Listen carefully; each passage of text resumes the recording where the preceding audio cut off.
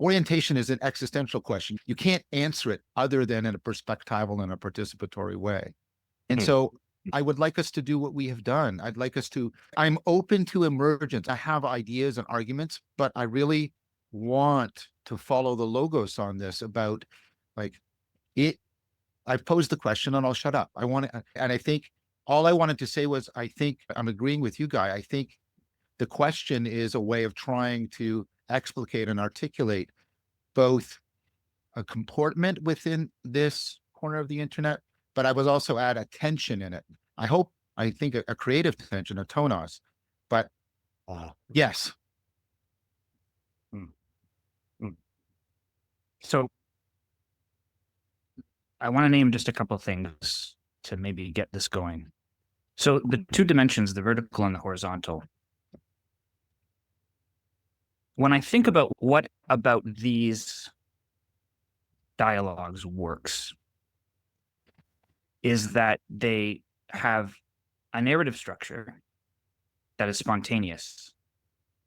And that narrative structure that's spontaneous and unpremeditated opens into something approximating a vertical insight. And that you can't, when I reflect back on them, I realized that the vertical insight, the thing that has suddenly gathered and concentrated our attention on the thing that is prevailing above us at that moment, could not have been attained without the narrative structure that actually gathered the context first. We've talked a lot about how in this exercise, in these practices, there is a kind of theatrical component. There's a dramatic component.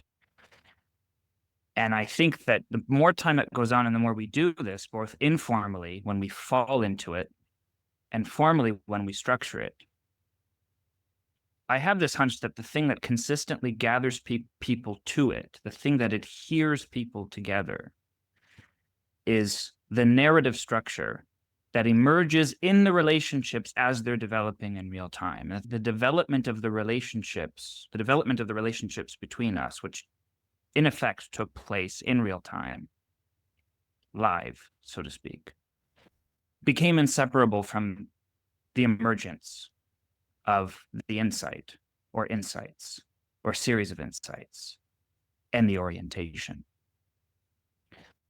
I was thinking about one of the things that I find difficult to come by in the little corner, but now it's starting to actually become easier, which is that there are these sort of two kinds of friendships you can have. There are many kinds, but two of them roughly are like this. One is you know someone for many years and you see them regularly or semi-regularly, and there's a kind of coasting across time.